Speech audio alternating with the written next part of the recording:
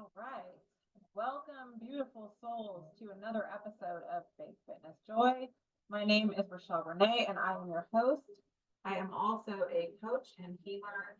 And today I have a very powerful episode for you on Faith Fitness Joy. Today I'm talking about faith. So the title I've given this episode of Faith Fitness Joy is The Nature of Moving Through a Leap of Faith and some tips for navigating it. And I have just been in a very difficult to describe state all day today, a very good one, I would say. And I am literally like in the midst of walking out of a valley that I've been moving through in this current season that I've been in of walking in faith. And so God has been speaking to me a lot today. God has been moving through me a lot today and in my life. He has been for, pretty much since I took this current leap, but I mean, just in a very different, very powerful, very big way today.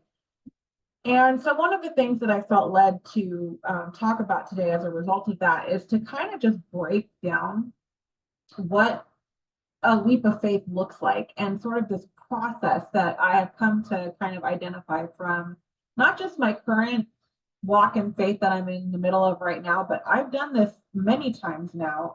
And there's been many things that I've learned in all of my other walks in faith as well as this one. And also, I've just kind of come to see that there's sort of this process, I guess you could say, that you move through. Now, while every leap of faith, if you will, is different and it's going to be different for everyone, I think there are certain components of like taking a leap in faith that we will experience, and we may not move through these in a linear fashion or in the same order for everyone, but the things I've written down that I want to walk through today, and just kind of outline like what this looks like, and then also have some tips for navigating it, because I feel like a lot of times we don't really hear people talk about it that much, or at least in my experience, it may be that I just didn't find anything that had laid things out in a sort of practical way or really kind of helped me with those moments when you're in that valley and God is being quiet and you just feel really lost, and you're at that point where you're just like really struggling with the fear, and you're really questioning yourself and you're questioning God a little bit, and you may feel very lost. And for me, I didn't seem to find anything that really helped me navigate that. I really had to kind of figure it out on my own. And I do think that is a big part of doing this, but I want to give you some tips today that I think will be very helpful for you if you are about to take a big leap of faith, or if you're currently in that valley right now and you're just like, what the heck am I going to do? Or how do I get myself through this? How do I move through this? Because a lot of times too, you'll hear people say certain things, and they just make it sound kind of like so simple, oh, just go pray, or oh, just go into meditation. And that's not really helpful, and it's not enough. You might need, maybe some more than that. So that's what I'm hoping to provide for you today. So I've talked about many of these, and maybe not particularly directly as having been like a leap of faith or a season of faith per se. But I've had many, I don't know, times, I guess you could say, in the last 10 years in particular, 10 to 12 years, that I have been like in a leap of faith of some sort. And so I've learned a lot from that. So I've been in the valley many times, what I call the pits, because a lot of times it can feel very dark. It can feel very terrifying even, and it can be very lonely. So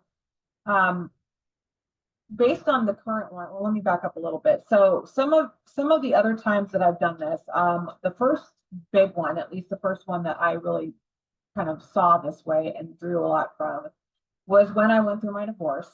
So that was a big one.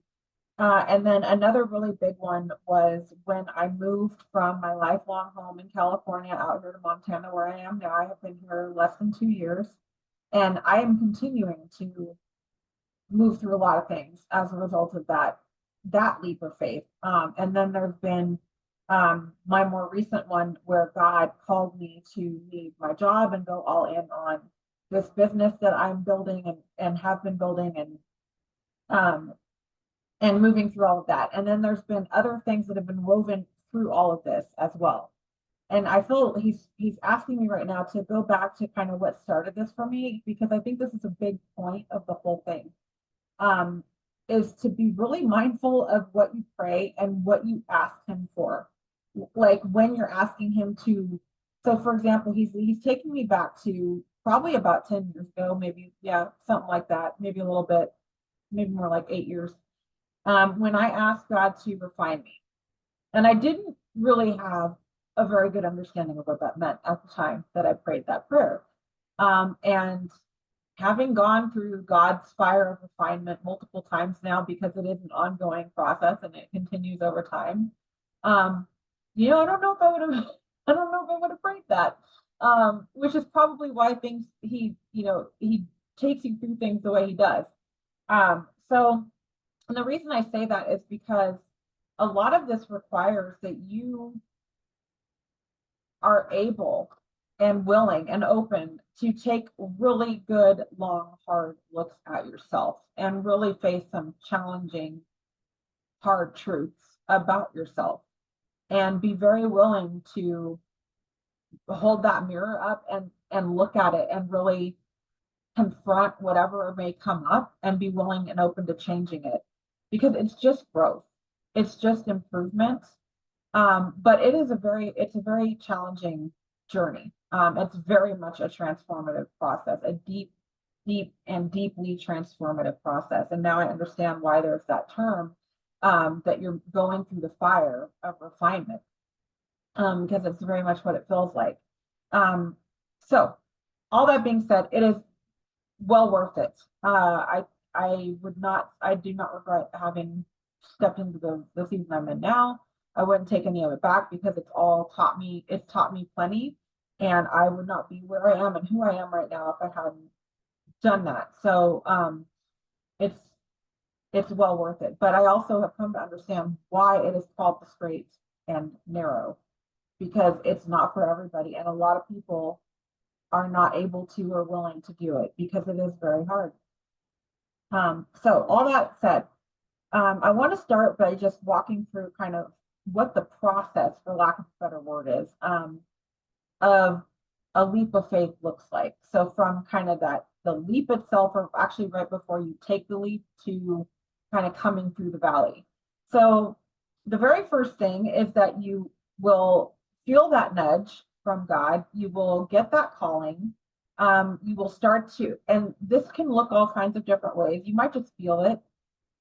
You might just start to kind of have it drop in your mind. Suddenly you've got this idea to do something, and you're entertaining this idea, and you just can't seem to shake the feeling or the thought of it, and you feel more and more drawn to it, even though it scares you.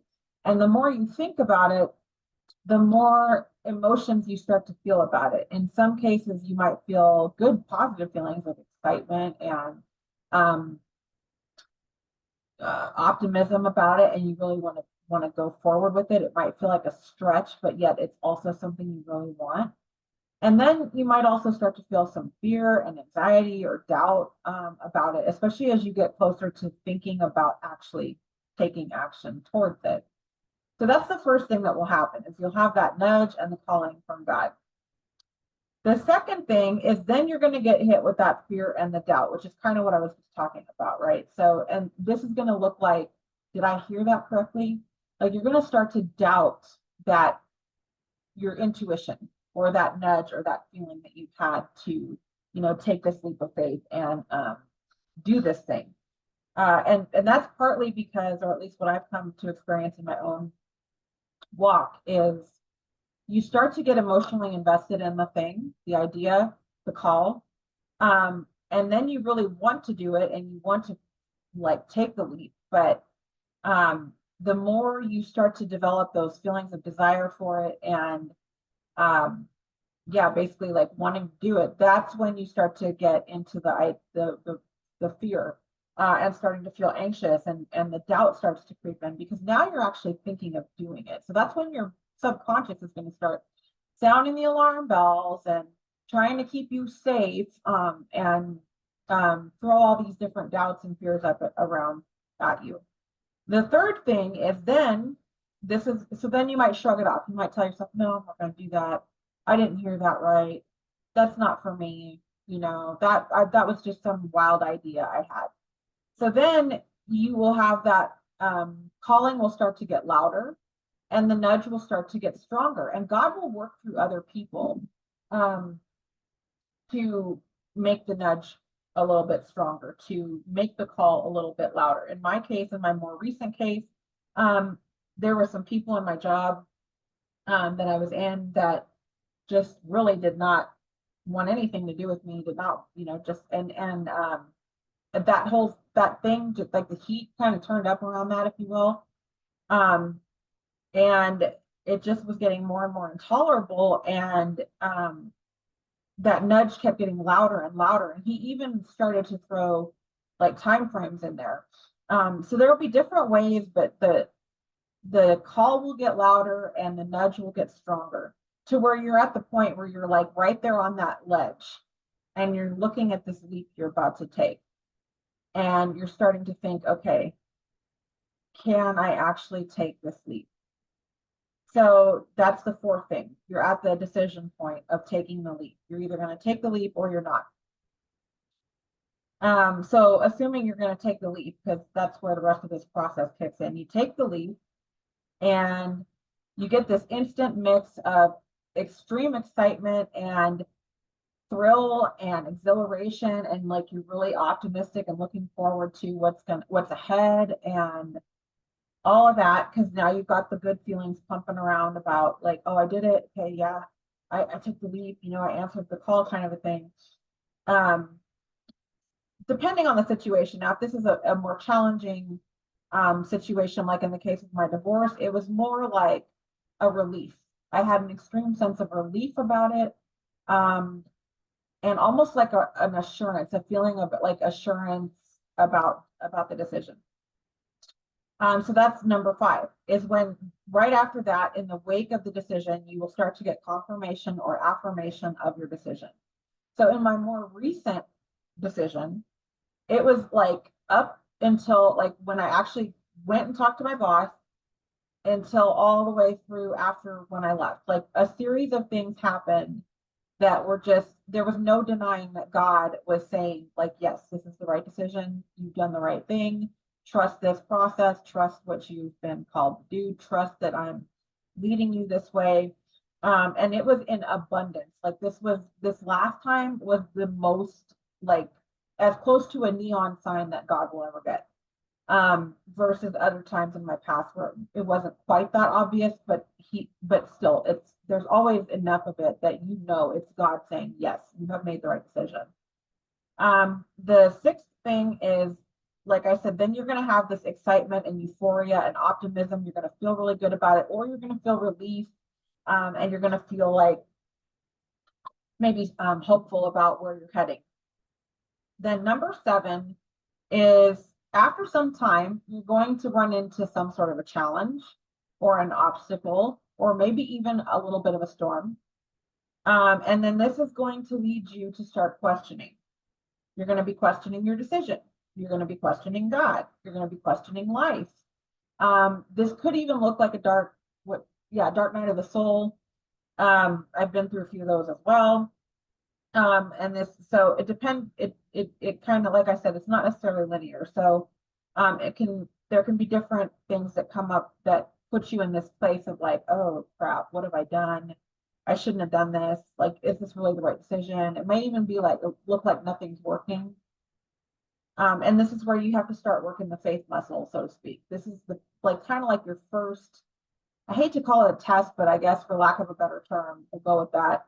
And this is when it's really like, you have to kind of, get to this place of like, okay, no, I'm going to go back to when, God affirmed that I made the right decision. I'm going to trust that. And this is just an obstacle. I can get through this. I'm going to navigate this. It's okay. And you have to like kind of get to this point of deciding that you're going to persevere and you're going to push through it and you're going to be okay. And then you're going to hit a storm, storm, where it is, this has especially been the case in my current walk, but I remember going through this in the wake of my divorce as well. I remember I felt like I was in this bizarre waking dream all the time. I remember it just felt like my life was unrecognizable, and I was in this constant state of discomfort and disarray. And I so desperately just wanted things to feel normal and stable again, but nothing did. And I'm very much have been in that place in this current walk as well. And it is a very challenging place to be. However, when you are staying close to God in this time and you pray and you're like really leaning on Him and relying on Him in the midst of that storm, He will give you this supernatural peace that I cannot describe. And the only thing I can liken it to is it's almost like if you're deaf or something, like you're like somebody's turned the sound off, but you're standing in the middle of a tornado or a hurricane and you see all this stuff swirling around you, and you know it should be really noisy and really terrifying, but somehow you feel safe and okay. So it's kind of like that's the best way I can describe it anyway. So He will give you a supernatural peace. He will give you these supernatural, I don't know what else you call it, all strength, peace, resilience.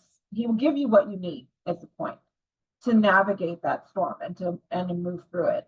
Then the next thing, because at this point you're going to be like, okay, I'm out, I'm done. Like this was a mistake. My bad, God. I overestimated myself. Like, you know, I cannot. Like this is too much. Well, that is the point of no return, and you want to go back really bad, but you can't. There's no way to go back. You can't, because everything that you just left, this whole like whatever is back there where you started your walk from, where you took that leap off of, it's gone. It is no more. And now you are too far down the path to go back. And the only choice you have at this point is to go forward. And I feel like that's no accident on God's part. I feel like that He times it that way. It happens this way because otherwise you would just go back. You would never finish the journey. So that's the point of no return. And then this is where you get to surrender phase one, I call it, because at least in my case, surrender happens in layers. So this is surrender phase one, where you realize you're at the point of no return and you are entering the valley, but you don't really know you're entering the valley yet. You just know you've hit the point of no return. You have no idea what you're doing or how you're going to proceed. And that you don't have any choice except to rely on God at this point, because there's no other way you're going to get through this.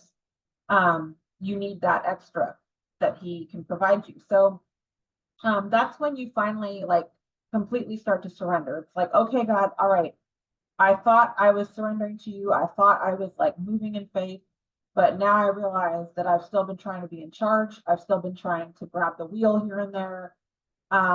So all right, I'm going to let you drive. I clearly don't know how to do this, so you take over from here. So then you will hit another storm, or the intensity of the storm that you've been moving through will turn up a bit. And now you are like that old poster from back in the 90s or whatever it was, when the little kitten is clinging onto a rope by like its little pinky claw toe nail. Or you're like, you know, the wind is super strong and it's trying to blow you away, and you're like clinging onto this twig like for dear life, hoping that the twig doesn't break. This is like kind of the point where you're still trying to cling on to stuff, but you don't. It's so subconscious and so much of a almost automatic response because you just don't know what else to do. And so you're grasping for these things to cling to, because it's the only sense of stability and safety you can find for yourself, even though it's a false sense of stability and safety. And ultimately that twig is going to break. You're going to lose your grip with your toenail or whatever you're clinging on to. So this is where you get to the 13th part of it, which is stripping away of those last remnants. Now, these remnants, which is what you're clinging to, there can be different, there can be a multitude of them. There could just be a few of them. It could be bits and pieces of all of these or a few of them. One of them is relationships.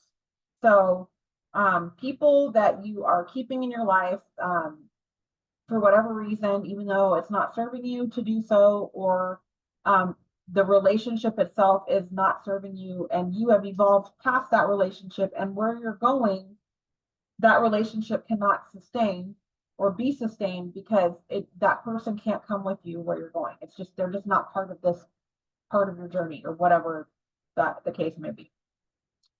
And these are often the relationships we cling to because they're familiar, and because we don't really want to be entirely alone, even though we're not, because technically God is there with us, but we're looking for that human person to cling to, and to give us that sense of stability and comfort and familiarity when we're in this season of like where everything feels completely upside down and in chaos. The other thing that you might be clinging to, one of these last remnants that will start to be stripped away, are stories and beliefs. So things that you've been telling yourself, and this is tricky, and this is a little bit of what I've been talking about with mindset in recent episodes around these different sneaky ways that our mind will mess with us, and we often can't even see that that's what's happening. Because again, it's like there's the story, the limiting belief in the mind, but then it's like this belief, and it feels so real and valid that that's why it's tricky, because you can't see what's happening. You can't see how your own mind is like working against you to kind of keep you stuck, to kind of keep you in that safety zone, because your subconscious mind does not like the unknown. And another thing that needs to be stripped away, the last remnants of what will be stripped away at this point in time, is your ego. Your ego must go. It cannot go with you in this journey. If you're going to walk by the Spirit, the ego has got to be stripped away completely. But this is, one of those things that probably one of the last things to completely go. And there's always like little remnants of it that are still clinging on, or that we're clinging on to, that need to go. And another example is things that you give, things that give you a false sense of stability or control. So again, these are like the things that we're hanging on to, things that maybe you keep trying to do. So in my case, again, since I'm in a season of having been called out of my job and I'm working on my business, there's been times where I'm like, okay, I need to find a job. I need to like get out there, or I need to like find something that, as I'm building this up, and it just doesn't work out. Like, no matter what I try. And there's even been times, there was one time not too long ago when I sent an application in, and I literally heard God right after I pushed the send. He was like, why did you do that? And I was like, and he was like, you are just trying to make yourself feel better. You are just trying to find comfort because you're not comfortable in this situation. And he's told me repeatedly in recent weeks that part of this is that he wants me to learn to rely on him, and learn to allow him to provide for me, that's a whole other story, and I don't want to start crying. So those are examples of these remnants that we are going to be clinging to in this part of the journey, that God is just going to be stripping away, because they don't serve you, and they can't come with you where he's taking you. And it feels harsh, and it feels like, there's been moments where I've just been like crying, or I've been really upset, like, what the heck, like, what else are you gonna take? What else do I have to put down, kind of a thing. And it's like quite literally everything. But it's for your highest good, and it's part of the journey, and it's part of trusting him. So then number 14 is, this is when you get to complete surrender. So this is like surrender phase 2. And this is when you are starting to check with God on everything, every single thing. You are checking in with him about every decision, what you're going to do that day, what he is leading you to do that day, how he wants you to proceed with X, Y, or Z, all of it. You are checking in with him consistently on everything, as much as you can, or as much as you remember to do. And then last is, you will shift into full faith, which is moving completely out of the fear state into complete faith, which is literally what I've just transitioned into in these past days. And I'm still kind of acclimating to this, but a part of this comes with like, you get to this point of just like, you've tried all the things, and all the things, if they're not part of the journey, God is not gonna, he's gonna be like, nope, nope, and he will put a stop to it, and it's okay. And then you start to get to where you're like, okay, all right, I don't have any other choice but to trust, so that's what I'm gonna do. And then this is why I say it's surrender phase 2, because in surrender phase 1, you're experiencing this a bit, but you're still very much experiencing paralysis of your fears. Like your fears are still very much paralyzing you. And you may even have certain fears that you have not quite yet realized that you have that are working against you. And so when you get to this sort of second phase of surrender, it's like you have more clarity on what the fears that you may have been like confronting or holding that you didn't realize you were. You get more clarity about those things, and you just get to a point of realizing like, all right, I'm out of my bag of tricks, if you will, is empty. There's nothing left in there. I don't really know what else to do. I've done everything I can think of to do in this situation. And I'm out of ideas, or I'm out of, this or that. And I'm tired of being afraid. I'm tired of feeling this anxiety and this doubt and this fear. It's not serving me. It's not helping me for sure. It's not like I'm getting answers or insights from that. So then you move into this place of, all right, so what if I just choose to trust that everything's going to be okay? And I choose to continue to move forward in faith. And the difference is you will actually start to just feel that. I don't know how to describe it because it's very new. But I've gotten into this place of just like, I just know it's going to be okay. I just know it is. And I just know God is going to show up like he always does. It's going to work out somehow. So that is kind of the process. Now, this last part is what I've heard people talk about in the past, but I haven't heard many, if any, talk about how the heck they shift out of this, like what kinds of things they did, or to even, how to have people navigated all of this stuff that I just described. Because, I can sit here and give you this list, and at a high level, you might have a sense of these things that I've listed here, but until you're actually moving through it and feel the intensity of these different parts of this whole process, telling you what it looks like is only going to do so much for you. It's when you're experiencing it that, you're looking for kind of what I'm hoping to provide you with this next list of things of like how I got through this. How did I navigate this recent valley that I was in? Because that's the other thing that I've learned in all of these different walks of faith that I've done, is that there's always a valley. You will start off on your path, you will walk on your road, and there are a couple things. One is that the road is going to be laid out before you as you walk. You don't get to see the whole road. You don't get to see what direction it's going. You don't get to see if there's a fork ahead or not, none of that. It's step by step, the road is being paved in front of you as you go. And then you will inevitably run into a valley. It's just going to happen. But what God has revealed to me in this more recent season about that is that you're never alone in that valley. And I know many of us may be familiar with, I believe it's Psalms 23, where it says, yea, though I walk through the valley of the shadow of death, I will fear no evil. It's given me a new take on that through this whole thing, is because he's always with you, but he will not necessarily allow you to perceive him being as close as he is when you're in that valley. And the reason for that is because the valley has a purpose, and the purpose of the valley is to strengthen your faith, heighten your intuition, build your own trust in yourself and in your own intuition, and also strengthen your relationship with him. And going back to the past experiences and the past ways that he's shown up for you in your life in the past. So at least from me, that's been my takeaways from when I've moved through these valleys and been in that place of feeling so alone. You have to learn how to find your way out of it. It's just part of this whole process. But I've learned to find comfort knowing that even though he's letting me move through this scary valley by myself, he's still there with me. And you will find the way. He will make sure you find your way. So so there's that.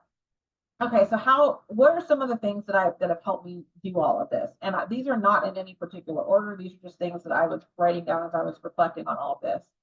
So the first thing is drawing from the past. So when when I really feel the burn of all this, it's like I go back to all the other times in my life that God has been there and that God has shown up and that God has gotten me through it. I'm still here today to tell the story, right? So obviously I survived. Obviously I got through all the other things that I've been through in the past. I'm going to come through this by the glory of God, because of trusting him and, really allowing, deepening my relationship with him, and my spiritual practice and my spiritual growth. That is so important. I can't emphasize that enough. Meditation, spending time with God. You can't do this without it. I'm sorry, you just can't. There's no pretty way to put that. So the second thing is to keep track of what God has told you. So the other thing I've been very diligent about in this, I've been diligent about this as I've deepened my relationship with God. Anytime God speaks to me, I will write it down. And I've gotten to a point now where I will go into meditation in the morning with him, and I ask him like whatever guidance I want for the day or whatever I'm praying about, and I will get my pen ready and I'll just sit there for a second and I just let him write through me. Or he will dictate and I'll write as I hear, what I'm getting from him. So keeping track of that, because then you can go back to it. Especially like there was a couple days ago, I was really feeling like, I guess I was kind of in the last stretch of the valley without realizing how close to coming out of it I was at the time. And I had to go back to some of the things that he told me, because I was going back to my ego was trying to kick back in with all these old stories and like the fears and the doubts and all of that. And I had to go back to the things God told me. And that's how I drew my comfort and my strength to keep going forward. Which brings me to the third thing I wrote down. Again, these are not in any particular order, because if they were, I would put this first, which is to stay close to God and meditate daily, multiple times a day. There's a reason for the saying prayer without ceasing, that verse in the Bible, pray without ceasing. This is why, because it's, and what is that? Is it from Exodus when the manna is the bread of life, and it's referring also to the faith and to the word of God and being close to God. That is what's going to sustain you, and it's also how you're going to be able to perceive and get the guidance. Sorry, my co-host is trying to get comfortable back there, and get the guidance that you need as you're moving along. The next thing I wrote down is to make room for God. So you need to eliminate all the different distractions in order to really, have the discipline and the space for God. And this can be a lot of the things I mentioned when I was talking about how, like, the stripping away of the last remnant. So in some cases, it can be people, it can be places, it can be things that you're doing, that you're kind of wasting your time with, or that you're just doing too much of and not leaving any room for him, and it's creating too much noise to where you can't perceive him, you can't receive any guidance that he's providing you, because you're not really spending any time with him and you're not giving him any room.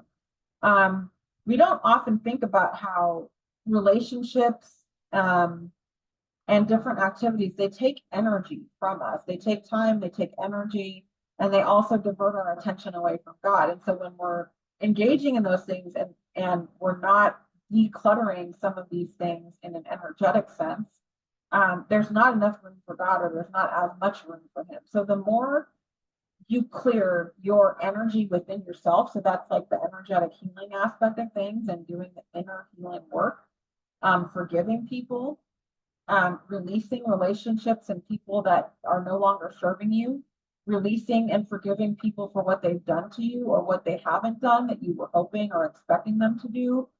Trying to think of anything I also might be forgetting. Staying in relationships or settings that are not doing anything for you, that reflect really an older version of you and are not like in alignment with where you want to go for yourself. Um, it a lot of times we don't allow ourselves to step away from these things because we feel like we're being selfish or we feel like it's callous or something like that. But not when it comes to your own happiness and your own like what's best for you and your own evolution and growth and ascension. No, it's not. So these are things you have to like really be aware of and open to and surrender, because this is how you make more room for God, especially with regard to the inner healing work. Because the more inner healing, the more you forgive, the more of these heavy negative emotions that you let go of, like anger and grief and resentment and bitterness and all the stuff the Bible talks about. What this is why the Bible is so emphatic about forgiveness, because you cannot have these anger, resentment, bitterness for people or things or whatever, and have space for God and love and grace and the peace. Like they can't occupy the same space. They're like polar opposite energies. So you have to make the room for them. You have to make room for God by letting those things go. And that leads me to the next thing, which is to get rid of stuff. And that includes everything I just talked about, but it can also be literal things. Like what kinds of clutter do you have in your house? Like, what do you have? Like, I know I've done this a lot, especially with like art and craft supplies, like I'll keep stuff forever. Like, oh, someday I'm going to paint that painting. And then like, next thing I know, I don't paint the painting.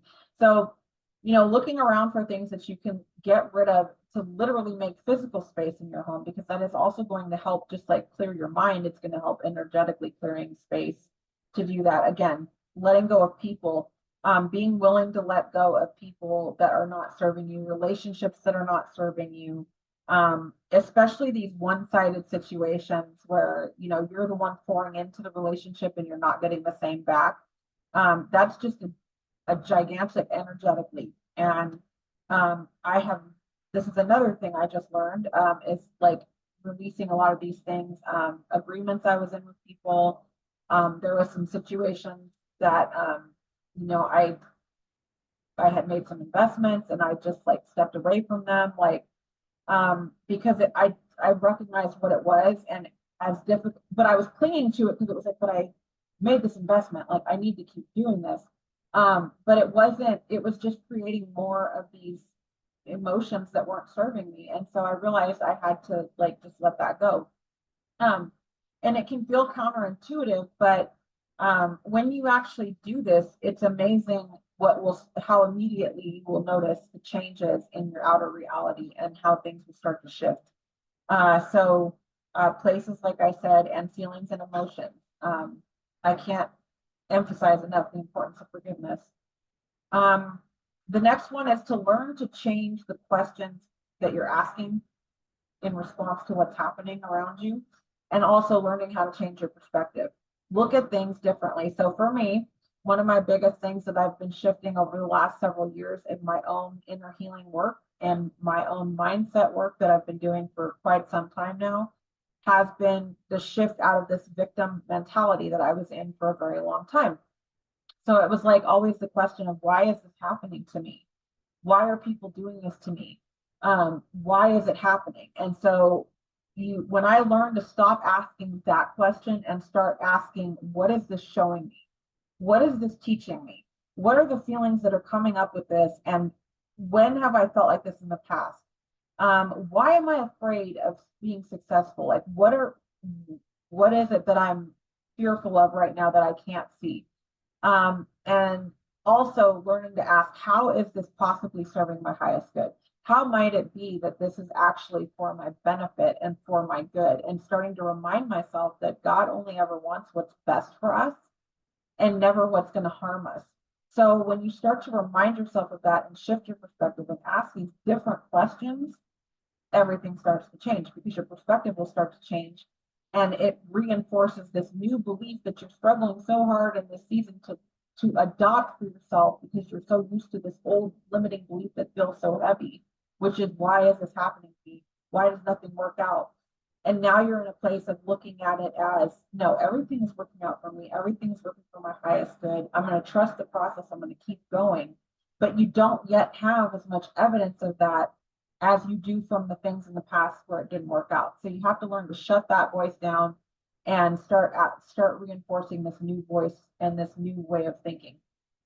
The next thing to do is to look at, what are you resisting? Because whatever you're resisting is like your roadmap. The things that you really want to avoid doing are exactly what you need to do. So the things that are scary to you, the things that feel really uncomfortable, that you find yourself procrastinating and avoiding, that's what you need to lean into, and that's what you need to do, because that's like your next stepping stone. So start to embrace those things and start to learn how to like suck it up and get yourself to do those things that you really are feeling resistant to. The next thing is speaking life to yourself. I repeat, speak life to yourself. Do not entertain negative thoughts or self-criticism. You have got to be your own biggest cheerleader in this season. And no matter what, you continue to rah for yourself as you are going through this. Yes, you will have things come up that will make you question yourself, and you might have a moment where you slip and you go back into that self-criticism and negative thinking, and you nip it in the bud as soon as you realize it, and you change the story. You just absolutely do not allow yourself to criticize yourself. Do not allow yourself to go into negative thinking. Do not allow yourself to beat yourself up. You have to like maintain positivity for yourself, maintain positive thinking and self-talk. And then the last couple things are not really, I don't know that there are things I can tell you how to do. I can just tell you that that humility is going to be incredibly important, and you will be humbled no matter what through this process, but embrace it because it's a virtue and there's nothing wrong with it. And the more you allow, like the more you embrace humility, the more you're going to be able to learn and grow and get from the whole thing. And the other thing is resilience. Don't let anything knock you down. Just don't let anything knock you down. Get back up. Yes, you might fall flat on your face, and it might take you a second to get up, but get back up no matter what. And just keep moving forward, and keep reminding yourself that God is going to see you through this. He's seen you through it in the past. He's always pulled through for you, and he's going to pull through again.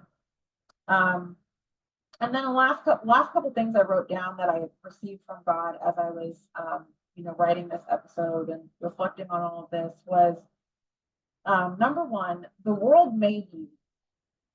Okay, like all of these things that you're construct your identity and your outer reality up to this point before you embarking on this process of refinement, is the world. It's all the world's creation and our attachment to the things of the world, whether it's what people think, societal expectations, keeping up with the Joneses, so to speak, all of the things that we worry about that feel very real. They feel very real. I understand that, but they're all things of the world, and they're all the things that the world is what made you. Walking in faith and going through God's fire of refinement is the process of being crafted by God. And in order to do that, as a part of that process means that all of this other stuff that is from the world is going to be stripped away. It's going to have to be torn down for God to rebuild what you are asking him to build for you. And so it's as hard as it is when you're in that storm and you see the tornado of what used to be your life spinning around you, and you're like, oh my God, like, what am I going to do? What have I done? Like, time out, I don't want to do this anymore. You have to stop and remind yourself, like, this is just God tearing down the gigantic mess that I've made over the course of my life by clinging onto the things of the world and my ego and my limiting beliefs and all these things. And he's clearing all that away so he can build it the way that, you know, is in alignment with him and in alignment with my spirit and what he put me here to do. And if that's the case, then it can never be bad. It can never be anything but for your good. And the last thing is to remember that the ego is a product of the world. You must shed the ego in order to walk by the spirit. They both can't, the ego's got to go. And you've got to allow it to go. And that is a painful process. It is a challenging process. So that is what I have for you today, my friends. I really hope that this has blessed those of you who are needing this today, that have been moving through this or are, you know, about to embark on a leap of faith. And after hearing all of this, you might be wondering, like, do I really want to take that leap? And I would say, if you feel called by God to take the leap, take the leap. Because, you know, we see evidence of what God can do all around us all the time. And it can only, you know, it's always love and grace and beauty. And as the all-loving God that he is, he's only ever going to give you and build for you what is best for you, what he knows is best for you. But being in the midst of that process and moving through that process can be a challenge, and it can feel scary. But if you kind of persevere and recognize some of these things I've laid out here and use some of these tips that I've shared that helped me get through it, you will get through it because God will help you get through it. So that's all I have for you today. I love you all. I hope that this has blessed you. I hope that this has helped you. As always, if you like this podcast and you want to continue the pursuit of faith, fitness, and joy with me, please remember to like and subscribe and share with others who you think would also enjoy this podcast. Or you can also check out my YouTube channel, which is also called Faith, Fitness, Joy. And be sure to like and subscribe and follow that as well. And until next time, I will see you all and hope you have a beautiful rest of your week. And thanks again for joining me in today's episode of Faith, Fitness, Joy.